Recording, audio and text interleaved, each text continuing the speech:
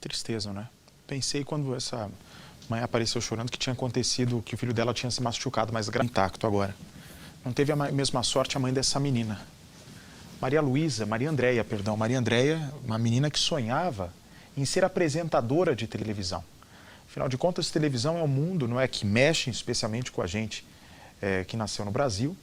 E essa menina de 21 anos, para tentar chegar à televisão, resolveu fazer, estava muito correta, resolveu fazer faculdade de rádio e TV. Mostra a imagem da Maria Andréia, por favor. Uma menina linda, não é?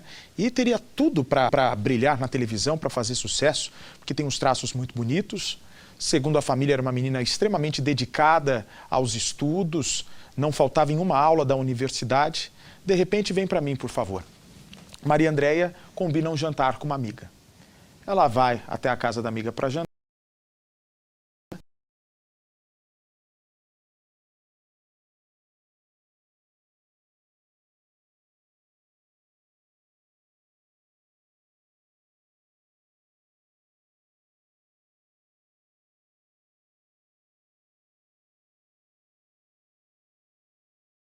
E é nesse momento, quando ela volta para a residência dela, que ela é seguida por um homem.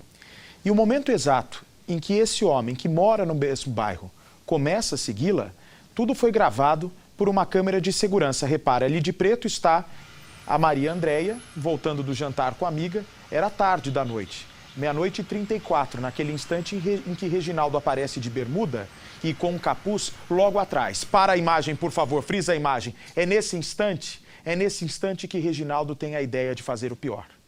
Esse homem, que foi gravado por câmeras de segurança, estava prestes a cometer uma barbaridade, uma atrocidade com essa menina linda, com Maria Andréia, com uma menina cheia de sonhos, com uma menina cheia de planos. Eu tenho a continuação do vídeo que foi registrado por câmeras de segurança que aparece seguindo, segundo a polícia, é o assassino da moça. Mas a história não para por aí. Maria Andréia pode ter sido morta também, pode ter sido executada por outras pessoas envolvidas neste crime. E antes da execução, essa moça, cheia de sonhos, cheia de planos, foi covardemente abusada sexualmente. Daqui a pouco você vai ver todos os detalhes na reportagem que está quase pronta. Um crime brutal, um outro crime brutal. Uma idosa, 83 anos de idade, encontrada morta dentro de casa. Dona Maria tinha sinais de agressão. Ela também, imagine só, o maníaco. Ela foi abusada sexualmente antes da morte. Me dá a imagem do local. Me dá a imagem do local onde essa senhora de 83 anos foi covardemente abusada, foi covardemente torturada até a morte. A polícia agora tenta descobrir por qual razão o assassino cometeu tudo isso. Já se sabe, a informação que me chega agora é que pertences de dona dessa senhora, os pertences dela foram roubados, hein? Todos os pertences foram roubados, segundo me chega a informação, e a nossa equipe de reportagem está lá. O laudo que aponta a causa da morte de Maria Pedro da Silva, de 83 anos, diz que ela foi golpeada na cabeça. Segundo o perito, antes, a idosa ainda teria sido estuprada. Amostras que comprovam a violência sexual colhidas do corpo da idosa, para serem comparadas ao DNA de possíveis suspeitos. Enquanto isso, a polícia continua investigando o crime. Segundo o delegado, ela foi encontrada sem roupas e sem vida, caída no chão da casa dela, no bairro Filóstro Machado, região oeste de Anápolis. A casa estava revirada e faltavam alguns pertences, como, por exemplo, a televisão da sala. Aparentemente não deixou nenhum registro no local ou vestígios que possa identificá-lo.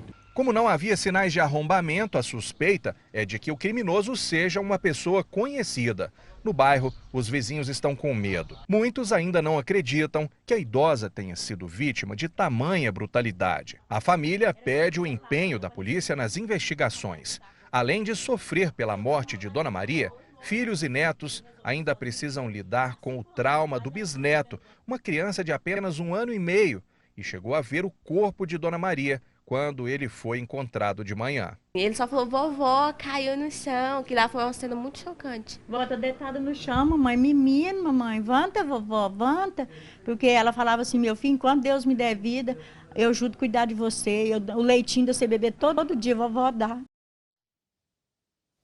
Sem dúvida nenhuma é um maníaco. Você imagine só a loucura do homem para torturar uma vovozinha de 83 anos, essa senhora, a coisa mais fofa, não é? Com todo carinho, com toda a meiguice de uma avó, 83 anos, e de repente abusada sexualmente, torturada. Deixa eu ir direto até Goiânia, por favor, com o nosso repórter Marcos Teixeira. Ô Marcos, me diga uma coisa, por gentileza. O rapaz que cometeu esse crime também roubou. Já outros casos...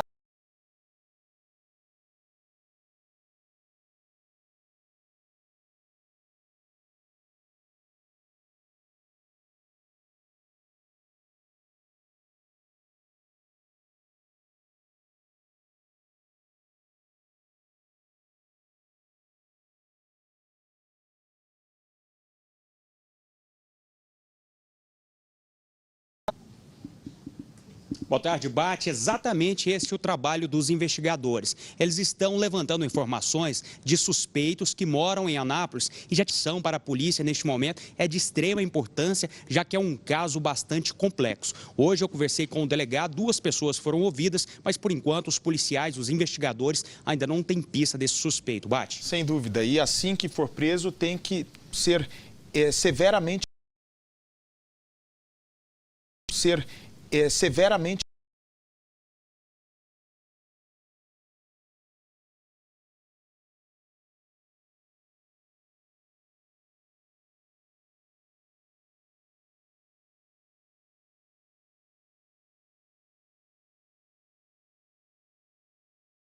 essa senhorinha viveu uma vida toda para, de repente, terminar dessa maneira tão bárbara, tão cruel. Não é possível que não haja justiça.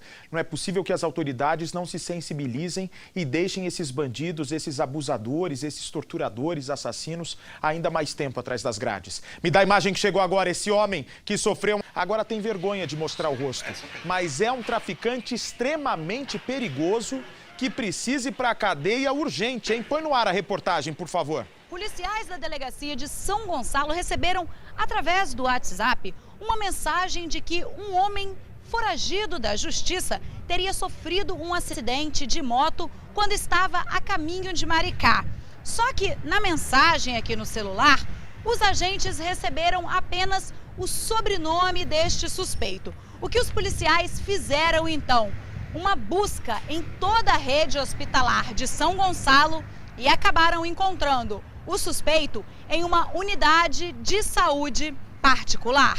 O delegado responsável pelo caso conta como os agentes identificaram o suspeito. No momento do acidente, ele estava tentando vender a moto marca Harley Davidson que ele conseguia e por conta disso, ou por azar dele, ele estava fazendo uso daqueles documentos dele, os documentos originais ali no momento do acidente. Nessas imagens feitas pelos próprios policiais, o suspeito foi transferido do hospital particular nesta ambulância para um hospital estadual.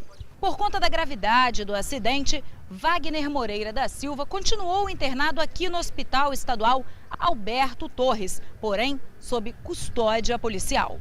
Nesta outra imagem é possível ver Wagner sendo conduzido em uma maca para a enfermaria da unidade de saúde. De acordo com a polícia, Wagner é foragido do sistema desde 2009 e desde então passou a usar um nome falso. Após 7 dias internado, o foragido da justiça teve alta e foi levado para a delegacia. Agora eu tenho uma pergunta boa para fazer para o nosso Hernani Alves lá no Rio de Janeiro. Qual que é a punição maior? Ficar atrás das grades lá em Bangu ou o bandido ficar internado no Hospital Público do Rio? Boa tarde. Difícil, né, Bate? Agora, esse aí vai ter que enfrentar o seguinte, o calor dentro do complexo penitenciário de Bangu com esses ferimentos. É justamente isso que está acontecendo com ele agora, já que ele já deu entrada em um dos presídios de segurança máxima da Zona Oeste do Rio de Janeiro. Agora, tem um detalhe curioso. Estava foragido desde 2009. De acordo com os investigadores, além do nome falso que ele apresentou no hospital, esse homem usava outros 3 nomes falsos com o objetivo de não ser identificado e, obviamente, recapturado. Agora, uma outra questão também é que ele saiu da cidade de São Gonçalo para o município de Maricá. O que iria fazer antes de cair de moto? Participar de um churrasco com outros criminosos, de acordo com as primeiras informações apuradas pela polícia. Bati. Tá certo, obrigado, Hernani. Daqui a pouco a gente fala mais. Bandidos se reúnem porque eles descobrem que num parque aquático estaria a filha de um empresário muito bem sucedido. Quando eles souberam disso, cresceram o olho na história e falaram: por que a gente não vai lá e sequestra ela? A gente não tem nada para fazer no fim de semana. Eles se prepararam, aí um outro mais desengonçado fala o seguinte: por que ao invés da gente sequestrar, a gente não faz um arrastão no parque? Aí um outro mais bobo ainda diz: por que a gente não une o útil ao agradável? Já sequestra, que é a nossa função, e já faz um arrastão. Pegaram até uma máscara, olha como eles entraram. Eles usaram máscaras aí para entrar nesse parque, utilizaram fuzil e ainda se disfarçaram de policiais civis para fazer o arrastão. Teve tiroteio, repare aí as imagens que estão me chegando agora. Os carros todos detonados, o carro da polícia também acabou sendo danificado no meio da confusão. Foi aqui na região de Mogi das Cruzes, perto da minha cidade natal. Deixa eu ver os detalhes, por favor, na reportagem para ver se eu conheço esse lugar. O fuzil de fabricação alemã e as 300 munições mostram o poder de fogo dos assaltantes. O material pertencia a uma quadrilha que assaltou um parque aquático na estrada do Sertãozinho, em Iritibamirim, região de Mogi das Cruzes, na Grande São Paulo. Havia também uma máscara de palhaço e coletes. Os bandidos invadiram o local disfarçados de policiais civis. Eles renderam o dono, a filha dele, e levaram R$1.000. Houve o acionamento da Polícia Militar e na fuga esses vários indivíduos, munidos de fuzis, eles adentraram a área aqui da primeira companhia e foram sendo interceptados pelas viaturas. E aí, cada momento que localizava uma viatura, havia uma troca de tiro entre a viatura.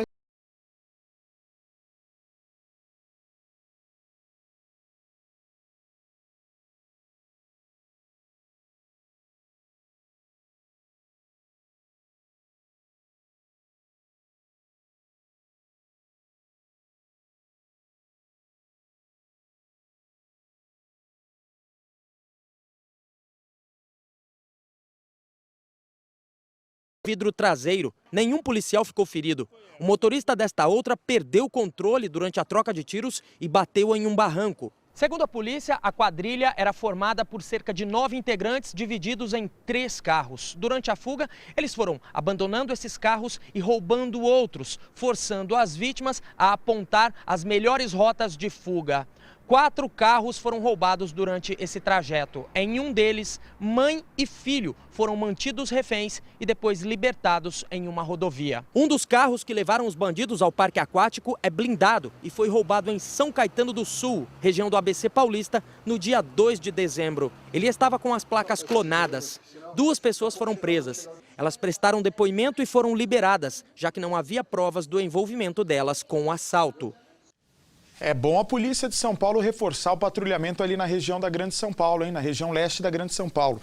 Mogi das Cruzes, Suzano, Itaquaquecetuba, Ferraz de Vasconcelos, Poá. O que tem de bandido da capital se alojando por lá para tocar o terror, é bom fazer um cinturão de segurança rápido antes que perca o controle, porque o povo lá está sofrendo com assalto. Lutador de MMA é preso acusado de uma tentativa de assassinato e roubo. Esse é o homem. Silvio Pantera, de 30 anos e 2 mulheres, espancaram uma pessoa e roubaram o carro dela. Me dá a imagem, por favor, do Pantera, porque a informação que eu tenho era super renomado nesse meio de MMA. Uma das mulheres que estavam com o Pantera é a Valquíria, que é procurada pela polícia. Ela teria dado golpes e uma tesourada ainda na vítima desacordada. Outra criminosa ainda está sendo identificada pela polícia. Era tudo um mistério até que a vítima saiu do coma, abriu o olho e contou tintim por tintim quem cometeu esse crime. Daqui a pouquinho eu vou trazer a reportagem completa para todo o Brasil. E vamos que vamos! A polícia prende o chefe do tráfico. Tiago foi pego dormindo na casa da namorada. Quer ver? Dá a imagem do Tiago para mim. Você vai vendo, a polícia encontrou com ele uma pistola e muita droga já embalada para venda. Tiago, cabelinho de miojo, como era conhecido na comunidade. Ele não resistiu à prisão, mas foi por um triz, porque o bandido é perigoso pra caramba. Veja a reportagem. Policiais aqui da 64DP em São João de Meriti que acabaram de capturar o homem que é apontado como chefe do tráfico na comunidade Castelinho. Ele foi capturado na casa da namorada enquanto dormia. Tem apenas 24 anos de idade. Ele é Tiago de França, um bandido perigoso. Na casa onde Tiago foi preso, a polícia encontrou em um fundo falso uma pistola calibre 9mm e cocaína já embalada para venda. Junto com o suspeito, a polícia também localizou 2 carros roubados, um deles este daqui. E esta apreensão é importante porque ajuda a montar um quebra-cabeças. Isto porque durante as investigações, a delegacia descobriu que além de estar envolvido com o tráfico de drogas, o Tiago também pode estar envolvido com uma quadrilha especializada em roubo de cargas. E os assaltos seriam feitos justamente em carros roubados como este. Segundo os caminhoneiros, esta quadrilha vem aterrorizando os motoristas aqui de São João de Meriti. Nos últimos 2 meses foram pelo menos 6 roubos. Segundo testemunhas, os bandidos costumam cercar os caminhões sempre fortemente armados. Eles obrigam... Muito obrigado pela audiência. A Rede Record viu tanto de manhã no Balanço Geral, né, que eu volto em fevereiro, como aqui para o nosso Cidade Alerta. Um abraço ao Luciano Ribeiro, que é diretor executivo, toda a família nos assiste lá em Indaiatuba, no interior de São Paulo. Muito obrigado pelo carinho de vocês. Uma família de músicos denuncia abuso de fiscais da prefeitura. Imagens mostram, pode pôr no ar já a imagem que chegou agora. São agentes impedindo os artistas.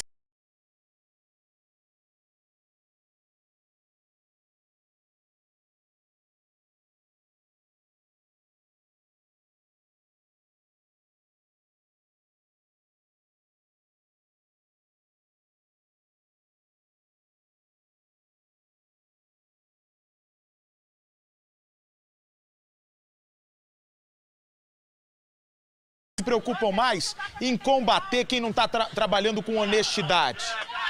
Tem que combater isso, tem que combater crime. Se está dentro da lei, tem que... Com meu pai, que via pública não é cultura, não é lugar de cultura. Então, assim, eu acho que sou fiscal, se eu devia estudar um pouquinho mais o que é cultura. O fiscal é vaialação, que pede que a música continue.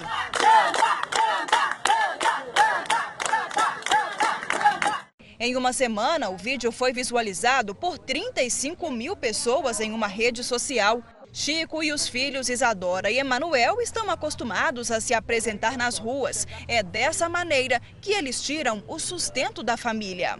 O povo que banca, espontaneamente. Nós não cobramos nada de ninguém. Nós só botamos o chapéu lá. Nem rodar o chapéu a gente roda. O que ele não entende é o motivo da perseguição dos fiscais. O projeto existe há 5 anos, mas foi há 1 ano e meio que o trio começou a sofrer represálias nas ruas de Belo Horizonte. Neste tempo, foram cerca de 25 abordagens. E segundo Emanuel, a maioria delas não tem caráter educativo, como alega a prefeitura. Manda parar de uma vez, bota a mão no braço do violão falando que não vai mais. Fala que vai tomar os instrumentos, fala que tira a gente da localização que a gente está. O alvo da polêmica seria esta caixa de som usada pelos músicos. Ela funciona a bateria, ou seja, não precisa de energia elétrica. Som mecânico é o que eles colocam nas portas das lojas. A cidade está toda cheia de caixa nas portas das lojas, com um locutor falando o dia inteiro. A mesma, nós tocamos muito, quando a gente toca muito, tocamos 3 horas.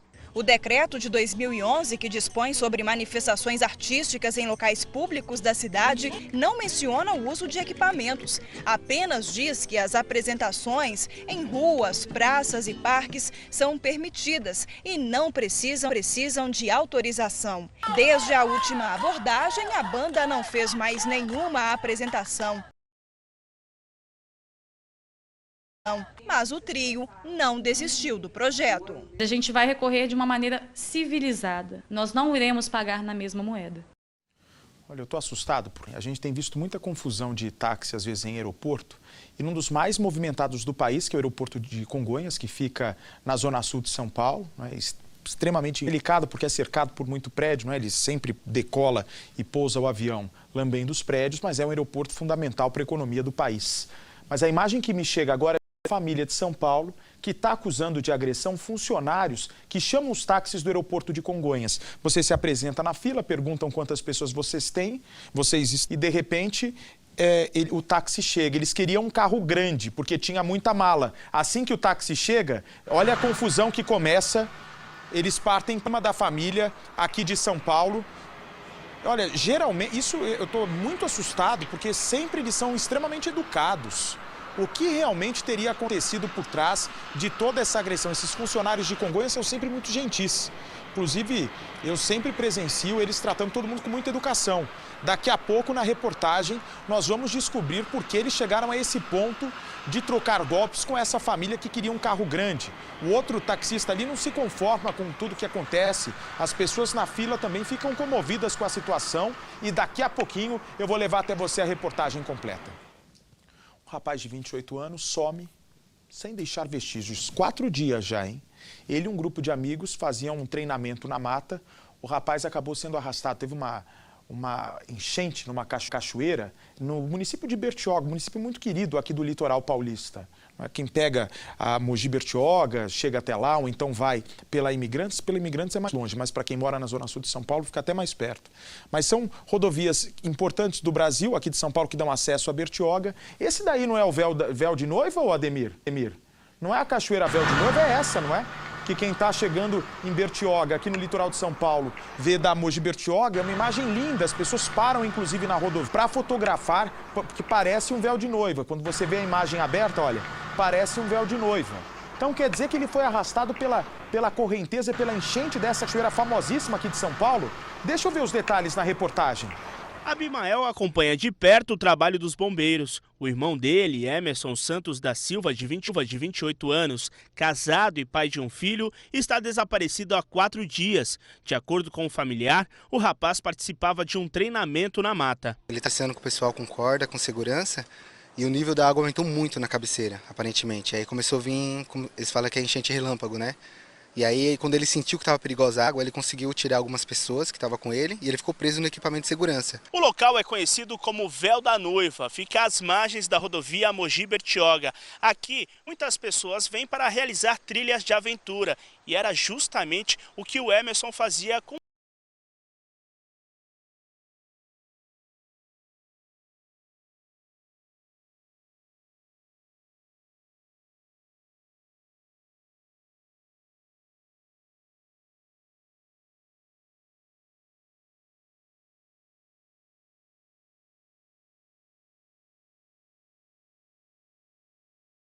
rio, a água subiu de forma rápida por causa de uma forte chuva. Antes de desaparecer, o Emerson conseguiu salvar 2 pessoas. A suspeita é que um fenômeno chamado de enchente relâmpago pode ter sido a causa do desaparecimento. Isso acontece quando há uma forte chuva na cabeceira do rio. A água desce com força, fazendo subir rapidamente o nível da água. A corrente está muito forte, ele não conseguiu se segurar, mesmo com o equipamento de segurança. Para você ter uma ideia, estava preso com mosquetão, capacete, e aí a água veio aumentando, e aí ele foi obrigado a ter que soltar o equipamento porque estava começando a prender no pescoço dele, uma das outras cordas que tinha ficado na água. Por ser uma área extensa, as buscas se tornam difíceis. Nós estamos fazendo o caminho por terra com os bombeiros, estamos fazendo também com embarcação, com bombeiro e com a equipe do COI, da Polícia Militar. Então a gente está esgotando todos os meios possíveis para a gente encontrar. O irmão sabe das dificuldades para Emerson ser encontrado, mas não perde a esperança. Até agora não tiveram evidência o que aconteceu com ele. E ele tem um preparo muito bom para a sobrevivência, é isso que a família se apega. Conversei agora há pouco com o nosso comandante Hamilton e ele me alertou para a possibilidade de chuva forte para a semana que vem. E enquanto nós conversávamos, na verdade, hoje de manhã, nós já preparamos também uma reportagem, porque, afinal de contas, São Paulo, a cidade de São Paulo, tem hoje 20 mil casas em áreas de risco. Essas pessoas vivem, obviamente, com medo de deslizamento. Vocês viram o que aconteceu no Espírito Santo. Uma pedra rolou, não tinha nada a ver com chuva, foi o desgaste natural. Por muita sorte as pessoas se salvaram, mas aqui em São Paulo é o contrário. As pessoas que moram nas encostas vivem com medo porque a terra encharcada, a qualquer momento pode acontecer uma tragédia. Nos últimos dias, nós tivemos 4 pessoas mortas soterradas aqui na Grande São Paulo. E a nossa equipe de reportagem fez um mapeamento para ver como é que está essa situação de risco na maior cidade do país. Acompanhe comigo.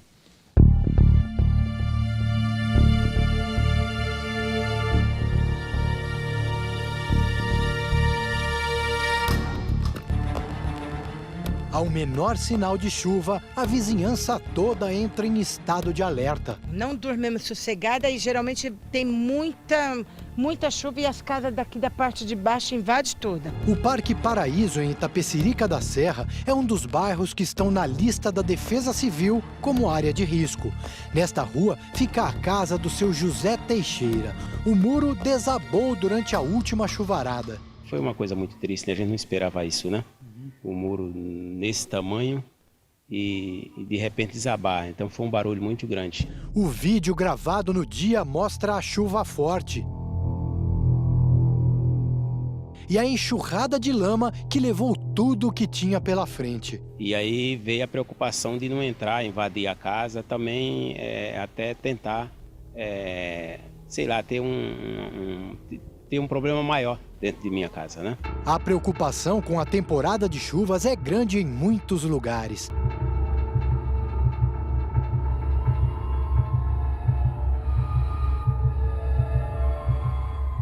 Cerca de 20 mil moradias, 4 ficaram feridas durante um deslizamento de terra no bairro Olaria, no dia 26 de dezembro. 3 pessoas de uma mesma família ficaram sob elas uma criança de 1 ano e 8 meses. O repórter Marcelo Nadalon acompanhou o resgate. Neste momento, ela vai sendo colocada ali na maca, vai ser levada agora direto para a ambulância. Os médicos do Grau já estão monitorando, inclusive, essa criança é uma menininha, olha, ela está viva, olha ela olhando para as luzes agora. Esta criança foi salva pela avó, que protegeu a neta com o corpo. Ela própria e a filha, que era a mãe da criança, não sobreviveram. As outras 2 vítimas moravam em uma casa próxima. Os destroços vieram do alto do morro e atingiram várias casas. 43 imóveis foram interditados. Alguns estão isolados até hoje. Moradores circulam pelos escombros à procura de documentos e de objetos pessoais. Ainda chocados, eles preferem não comentar o que aconteceu por aqui. A cidade ainda tem outros lugares que oferecem perigo aos moradores. Segundo a Defesa Civil, pelo menos outros 7 pontos são apontados como áreas de risco de deslizamento e inundação. Estas imagens mostram como ficou uma das ruas do Parque Paraíso durante a última chuva que caiu por aqui. Prejudica muito, né? A gente fica muito preocupado pelas crianças, né, também, né? Tem as crianças que passam por isso, é meio perigoso, né? Tira o sono de você. Tira. Muito, não só o nosso, mas como de todas as pessoas. No centro de controle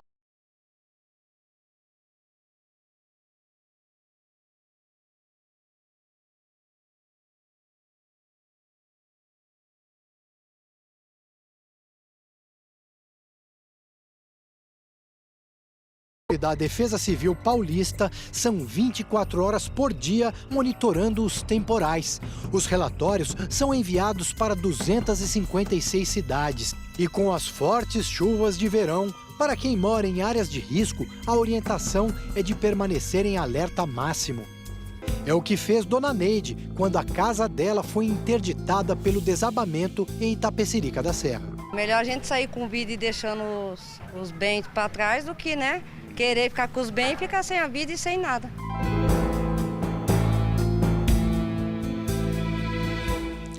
Dessa imagem que chegou agora, por favor, um homem encontrou uma cobra de 2 metros no quintal de casa. Repara o tamanho do bicho.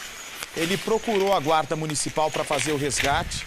O animal de 2 metros e 10 centímetros estava saudável e não foi agressivo com os guardas. É uma jiboia. Tem hábitos noturnos, segundo o nosso biólogo Ademirzinho, e costuma se enrolar nas presas com muita força. Você vai vendo aí o quintal da casa do rapaz. Imagina só o susto. O nosso Lombardi, Lombi, ele não pode, de verdade, ele não pode ver foto de cobra que ele fica desesperado. Ele tem pânico, fobia de cobra. Quem mais tem? Ah, a Camila Calasso, que trabalhou comigo também.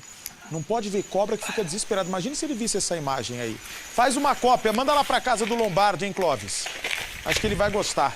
E depois disso, a cobra foi solta na mata. Aconteceu no município querido de Niterói, no Rio de Janeiro.